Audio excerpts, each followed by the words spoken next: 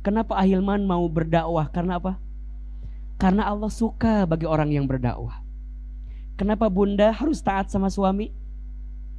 Karena Allah suka istri yang taat sama suami. Kenapa Bunda baca Quran? Karena Allah suka orang yang baca Quran. Kenapa Bunda sholawat? Karena Allah suka orang yang bersolawat. Kenapa Bunda silaturahmi? Karena Allah suka orang yang silaturahmi. Mulai hari ini lakukan apa yang Allah sukai, tinggalkan apa yang Allah benci. Kenapa Bunda gak mau ngomongin orang? Hah? Kenapa Bunda gak mau ngomongin orang lain? Karena Allah gak suka. Makanya kalau ada orang yang ngajak ngegibah langsung, Uce, naon? Ulah ayeuna engke ngomong ke nana. Dan boleh jadi mohon maaf, kenapa selama ini doa belum dikabulkan oleh Allah? Mungkin karena masih banyak apa? Dosa yang kita lakukan. Itu yang menghambat doa kita datang dikabulkan oleh Allah. Sok Bunda pikirkeun naon kira-kira? Sok, lebih banyak amal soleh atau amal salah kita teh? Lebih banyak taat atau maksiat? Lebih banyak pahala atau dosa? Jadi kita sama Allah diminta doa terus, tapi disertai dengan amal. Buktikan dengan apa? Dengan sesuatu yang Allah cintai, agar Allah perkenankan yang terbaik untuk dirimu. Jelas sampai di sini? Jadi yang pertama, agar doa dikabulkan, apa yang pertama? Harus yakin. Yang kedua, apa? Disertai dengan amal.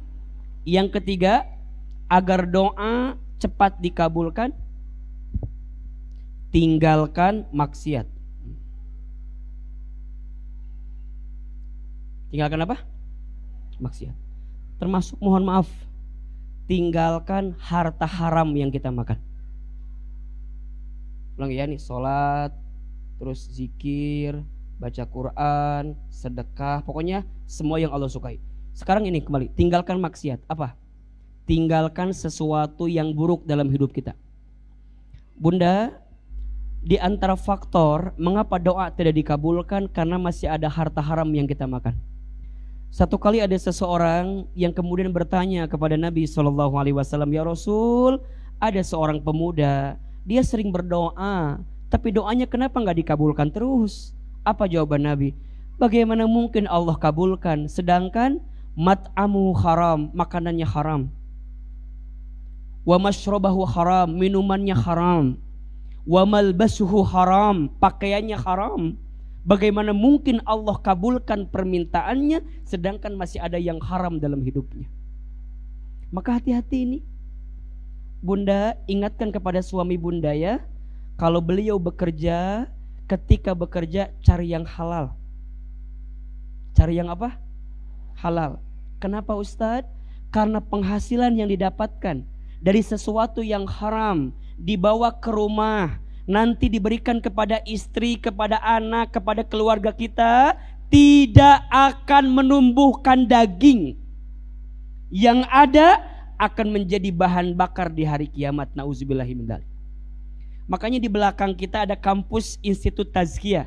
Di situ belajar tentang bagaimana kita menghadirkan aktivitas ekonomi yang sesuai dengan syariah. Belajar karena penting. Bab harta penting gak Bunda? Penting. Bahkan mohon maaf, manusia ketika hari kiamat akan ditanya 4 pertanyaan. La tazulu qadama abdin yaumal qiyamah hatta yus'al. Tidak akan bergeser kaki seorang manusia ketika hari kiamat sebelum dia ditanya beberapa pertanyaan. Apa pertanyaannya? 1, an umrihi fi ma'afna. Umurnya dihabiskan untuk apa? Mohon maaf, ini kan dari usianya kelihatan ya. Sudah sangat-sangat inilah ya. Ada yang sepuh gitu ya. Mohon maaf. Ingat ya, yang ditanya bukan usia tapi umur. Beda nggak usia sama umur? Oke, bedanya di mana? Apa biasa kajian nama Ahilman jawabannya? Di situ. Di mana bedanya? Oke. AA, apa bedanya usia dengan umur? Beda. Usia itu hitungan angka. Hitungan apa? Sesuai lahir kita. Bunda kalau lahirnya tahun 80 berarti sekarang usianya berapa? 42. Ahilman lahirnya tahun berapa kira-kira? Usia saya berapa kira-kira? 40? Setua itukah wajah saya? Oke. Ahilman lahir tahun 90 misalnya. Berarti sekarang usianya berapa? 32. Itu usia. Bunda yang di belakang ada yang 60 kelihatannya. Kelihatannya dari sini ya, iya dari sini. Dari sini. Jadi bunda teh kalau dari jauh mah nggak kelihatan sepuh. Dari dekat kelihatan banget gitu kan ya. Jadi ada yang 60-nya, ada yang itu mah ada usia. Usia mah nggak bisa ditolerir, betul? Yang ngasih siapa? Tapi yang ditanya bukan usia, tapi umur. AA, kalau umur apa maknanya? Umur itu hitungan kebermanfaatan dan keberkahan. Ada orang yang usianya pendek tapi umurnya panjang, ada nggak? Baik yang masih hidup atau yang sudah wafat. Guru kita Ustadz Arifin Ilham misalnya, beliau wafat di usia berapa? 49 tahun. Tapi umurnya sampai hari ini masih ada. Kenapa?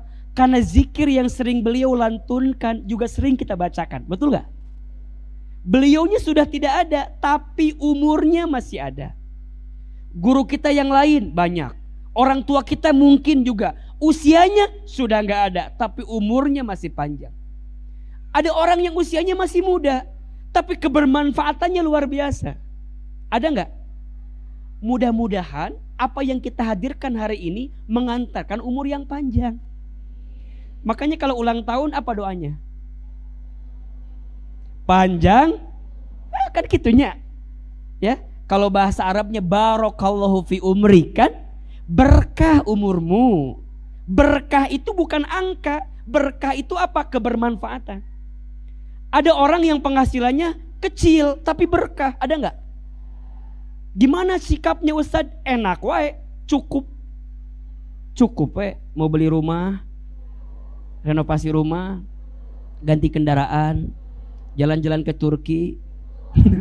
Pokoknya mah cukup we, berkah. Logika nggak nyambung. Anak 5 coba, penghasilannya segitu-gitu tapi tenang, ada nggak yang begitu? Nikmat aja. Subuh jamaah ke masjid, ya Allah, maghrib udah sampai di rumah. Orang tua kita dulu, mohon maaf ya, perasaan gak kayak kita sekarang? Menibanting tulang, tulang banting, kaki di kepala, kepala di kaki, kesana kemari, mencari alamat, palsu lagi. Capek kadang-kadangnya. Tapi itu cukup-cukup kan? Tapi orang tua kita dulu, Masya Allah, itu namanya apa? Berkah. Yang ngasih berkah siapa? Betul? Berarti umur yang ditanya nih, umurmu dihabiskan untuk apa? Makanya dikisahkan sesuatu kali ada kakek-kakek udah tua tuh bunda. Kalau dari usia 60 tahunan lah, Khalifah Harun Ar-Rasyid nanya sama kakek itu, wahai kakek, berapa umurmu hari ini? Apa jawaban kakek itu? Umurku 10 tahun. Maka Khalifah Harun kaget, enggak mungkin 10. Aku lihat dari rambutmu engkau 60 tahun. Kata kakeknya, usiaku 64 tahun. Tapi umurku 10 tahun. Kenapa? Karena aku baru taat kepada Allah selama 10 tahun ini. Nah sekarang bunda umurnya berapa tahun? AA baru 2 tahun AA. Baru mulai sekarang pakai jilbab begini, baru mulai ngaji segini. Gak apa-apa, daripada tidak sama sekali, betul? Maka yang ditanya apa? Umur.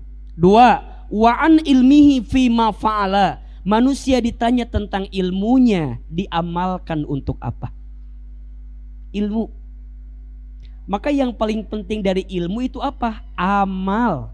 Al-ilmu bila amalin kasyajari bila thamarin. Ilmu yang tidak diamalkan seperti pohon yang tidak berbuah.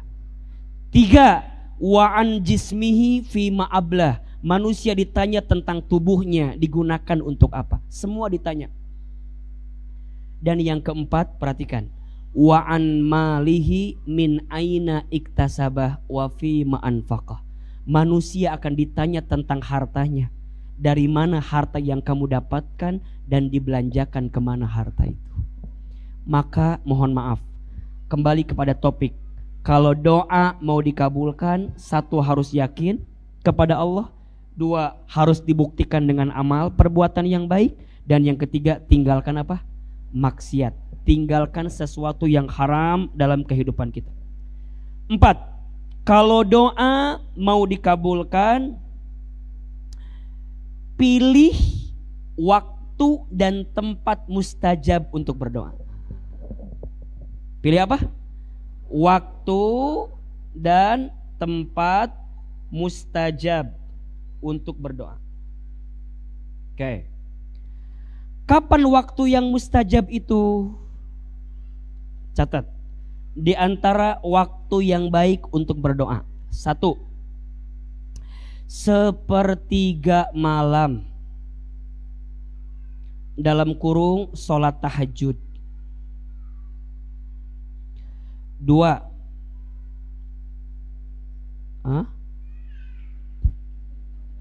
Tenang. Saya tahu Pentium 2 kan ini, makanya tenang. Jadi agak tenang aja. 2. Ketika bersujud dalam sholat. Makanya mohon maaf, di antara sunnah juga ya yang Nabi anjurkan berlama-lama dalam. Tapi ulah lama teuing bisa tunuh. Terutama pas lagi ngimamin ulah teuing makmum bisa kaget kan. Kunaon imam teh hudang-hudang bareng gitunya.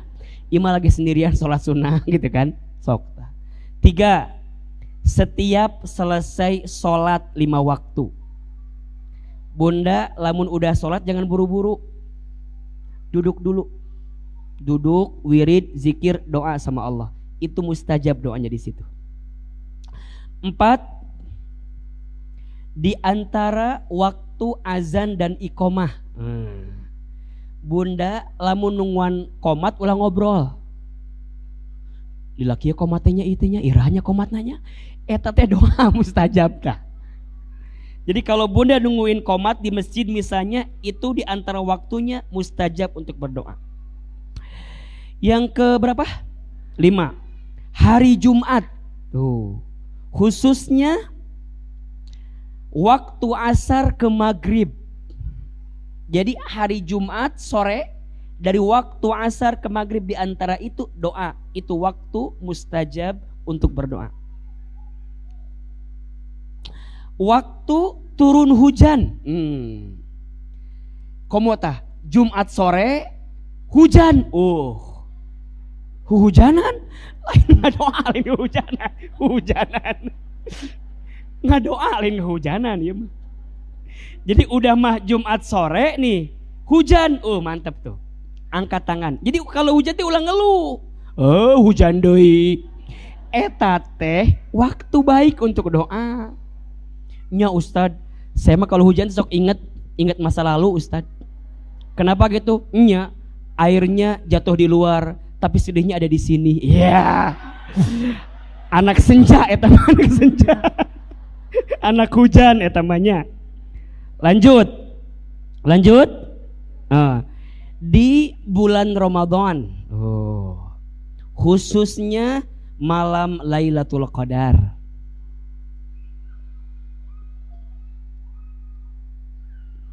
Lanjut, hari Arafah 10 Zulhijjah.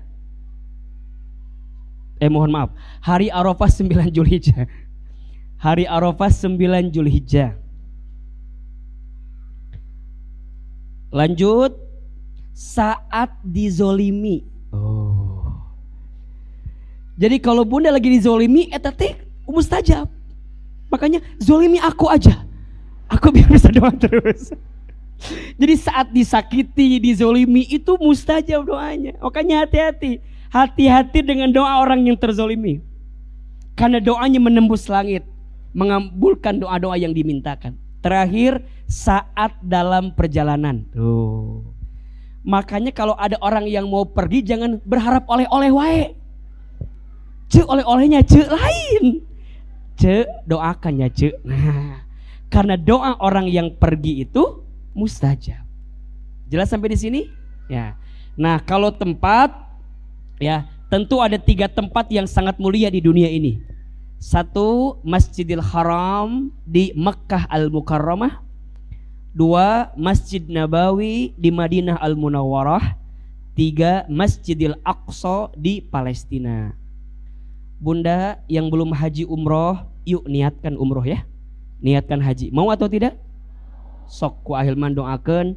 Di Tazkiyah juga ada, nanti bunda bisa daftar lewat Tazkiyah Travel. Insya Allah nanti juga ahilman bisa membimbing di dalamnya insya Allah. Bunda tanya aja ya, kapan berangkat, niatkan. Umroh itu bukan untuk yang mampu, tapi yang mau. Catat status hari Sabtu itu. Bukan untuk yang mampu, tapi untuk yang mau. Tidak akan mungkin mampu kalau kita tidak mau. Berangkat mau dulu, baru kemudian mampu. Jelas sampai di sini? Oke. Yang kelima, prasangka baik dengan doa. Apa? Oke. Prasangka baik dengan apa? Doa. Maksudnya apa? Bunda belajar untuk berhusnuzon sama Allah dengan hasil yang Allah berikan dalam hidup kita. Baru yang terakhir nih, kalau doa kita mau cepat dikabulkan, setelah kita prasangka baik, maka ujungnya adalah belajar menerima apapun yang Allah berikan. Ustadz, kita sudah lakukan ini semua, tapi ternyata tetap belum juga dikabulkan. Boleh jadi Allah masih kasih kesempatan sama kita untuk berdoa terus menerus. Karena ada kebiasaan, kalau udah dikabulkan gak doa lagi, betul gak? Bunda kalau udah dikabulkan gak doa lagi, maka Allah tunda itu doanya agar Allah kabulkan di waktu yang terbaik dalam kehidupan. Jadi ada berapa totalnya? 6. 1 apa? Harus yakin. 2, buktikan dengan amal perbuatan yang Allah sukai. 3, tinggalkan maksiat. 4, pilih waktu dan tempat mustajab. 5, prasangka baik kepada Allah dengan apa yang diberikan. Dan yang terakhir, menerima apapun yang Allah berikan. Maka insya Allah jika ini dilakukan akan mengantarkan doa kita agar cepat terkabul.